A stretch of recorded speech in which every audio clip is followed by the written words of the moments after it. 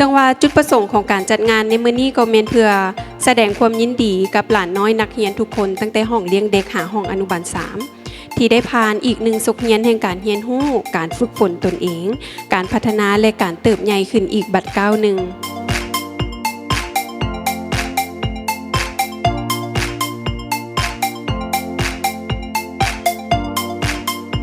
คันบ่เรื่องความประทับใจของโรงเรียนนี่ก็หลายหั่นแหละเนาะก็บ่หมดมื้อก็สิบ่หมดหั่นแหละแต่ว่ารู้สึกได้ว่าแม่นโรงเรียนนี่จะแข่งทั้งเรื่องวิชาการแล้วก็บ่เรื่องให้เด็กน้อยเข้าสังคม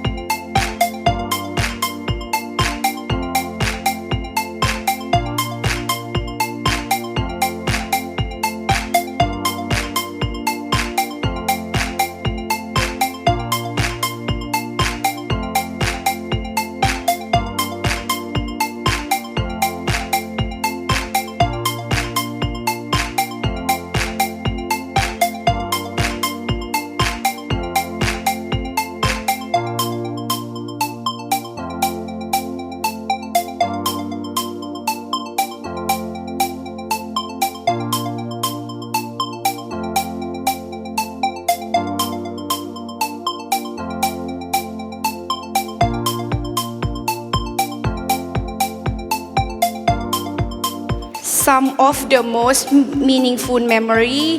for the school is school events and activities, especially school camping program.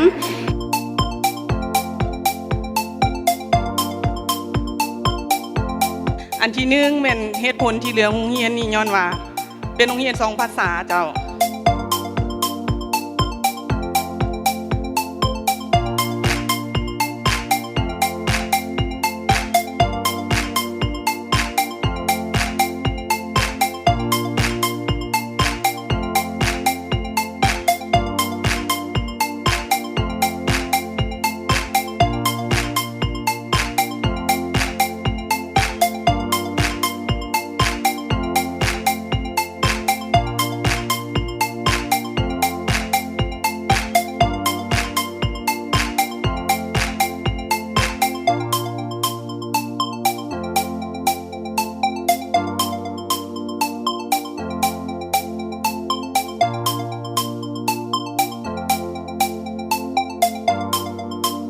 Today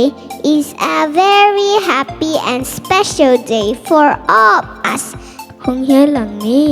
เปรียบเหมือนพื้นที่ที่ปลอดภัยของพวกเราทุกคน